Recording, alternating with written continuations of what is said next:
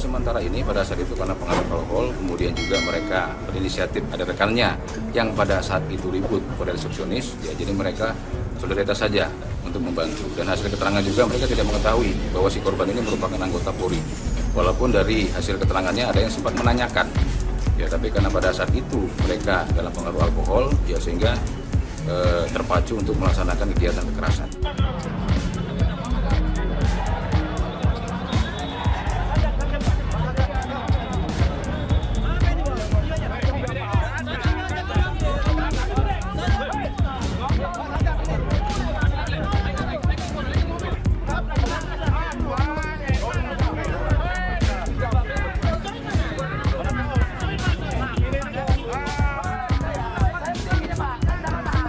Jadi kalau ada pihak, ada kekuatan yang ingin merubah ini semua, saya rasa tidak ada kompromi harusnya.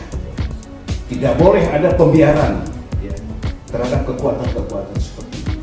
Kalian bisa bersama-sama dengan rakyat mengeliminir apa yang dilakukan oleh para organized crime itu sudah adalah perjuangan kalian. Setuju? Jadi gak ada lagi masa pakaian begini kalau cuma badan besar sama tato-tato gak jelas itu. Ya. Jadi itu pesan saya. Kalau ada mereka, ayo maju-maju, ayo terus, ayo.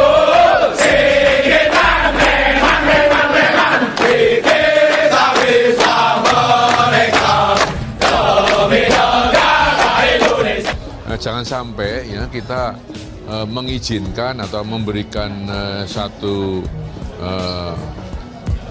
kesempatan lewat payung hukum ya ormas-ormas yang nyata-nyata memang bertentangan dengan Pancasila, ormas-ormas yang nyata-nyata memang tidak sejalan dengan merefleksikan representasi rakyat ini ke depan. Jadi TNI Polri siap untuk menghadapi tantangan, gangguan, ancaman, termasuk hambatan apapun yang mengganggu persatuan dan kesatuan.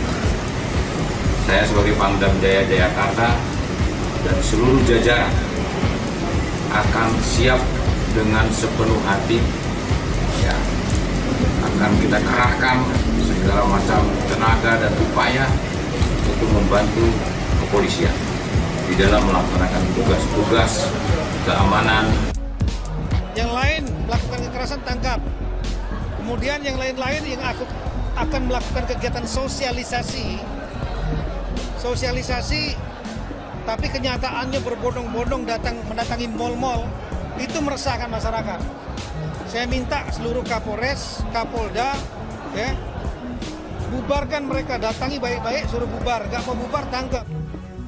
Tak puas serang anggota Kopassus, Ormas PP kini serang anggota polisi. Panglima TNI dan Kapolri siapkan pasukan khusus serang mereka.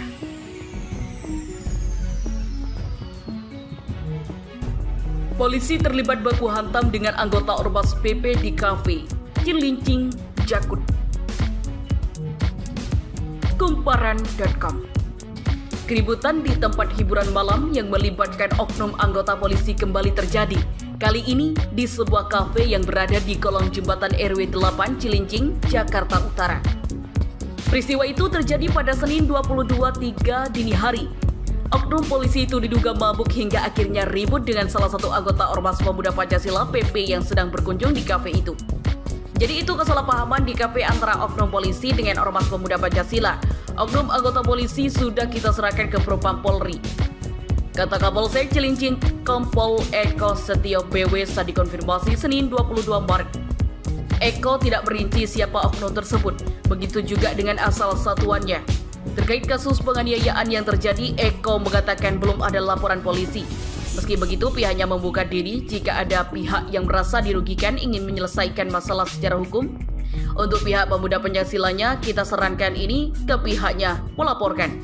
Tidak dilarang karena semua hukum di mata masyarakat sama, apalagi polisi juga sekarang kan kalau melanggar pakai pidana umum juga, kata Eko. Menurut Eko, kedua pihak dari kejadian itu sama-sama mengalami luka memar.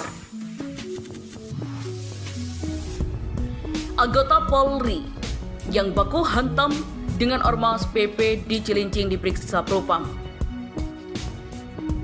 Oknum polisi yang diduga mabuk terlibat hantam dengan anggota Ormas di tempat hiburan malam di kolong jembatan RW 8 Cilincing, Jakarta Utara. Polri langsung bergerak dan menangkap oknum polisi itu untuk diperiksa Propam.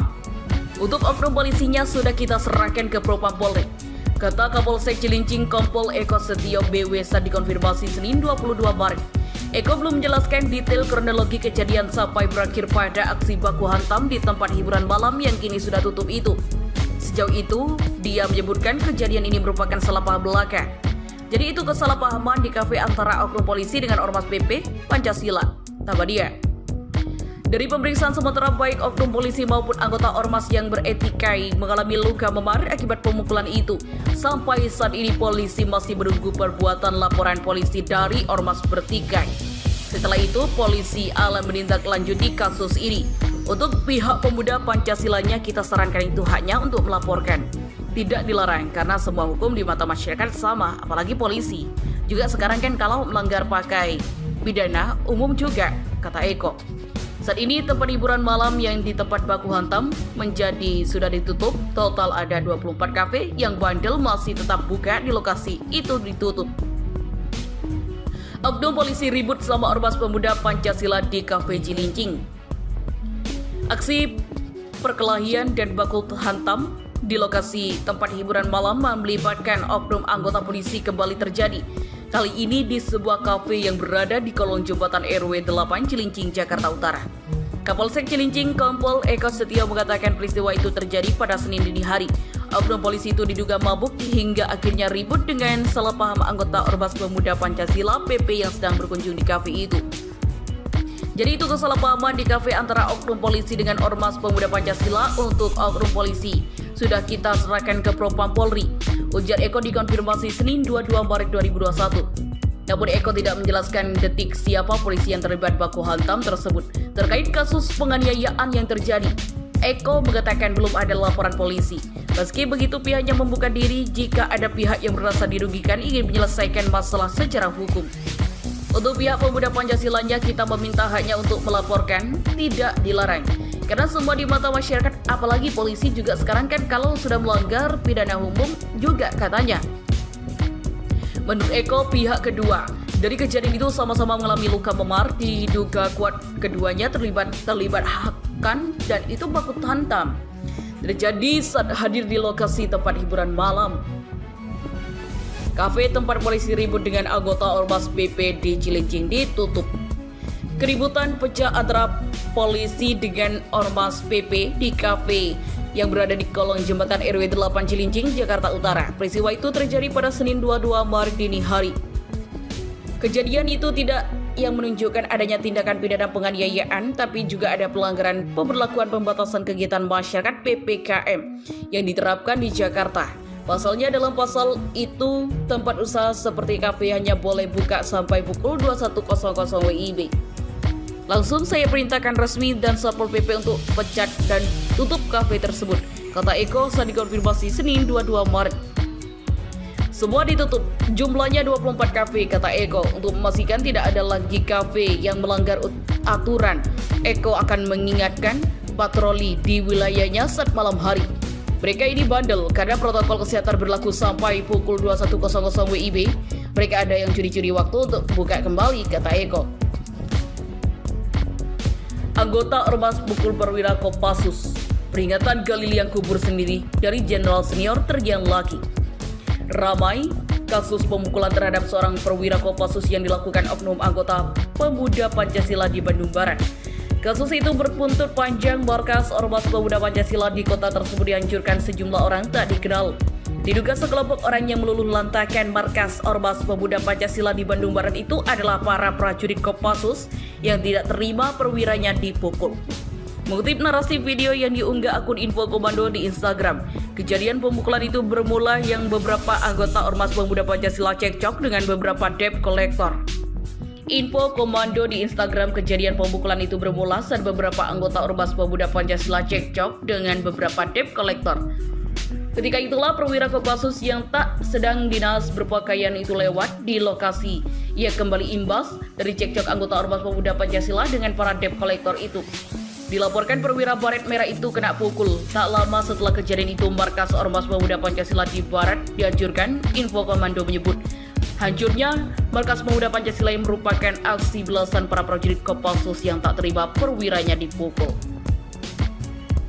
Hendro pun menyatakan peristiwa G30 SPKI yang menyebabkan 7 perwira angkatan darat tersebut akibatnya sangat mengerikan. Para kader PKI partai dianggap pelaku di balik peristiwa G30 SPKI itu dikejar-kejar.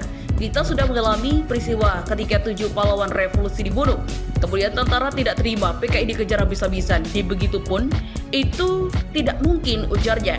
Kini seorang perwira Kopassus dipukul anggota Ormas. Setelah itu muncul aksi balasan, markas Ormas dilululantakan. Seperti kata Jenderal Hendro, penganiayaan prajurit si pelaku sama saja sedang menggali lubang dirinya.